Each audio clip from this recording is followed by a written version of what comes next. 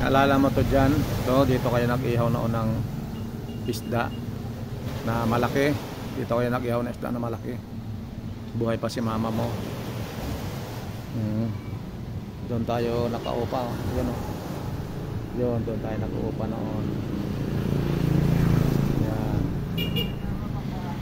Tuwing hapon, nandito kayo sa dagat noon. Diba? Naliligo.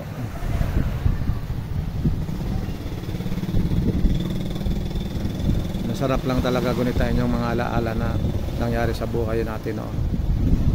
Buhay pa si mama mo. O, yung puno nito, dito kayo noon. Ito. Ito, yan.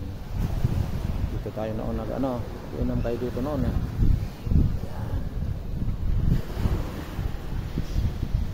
Yun yung inaupahan natin.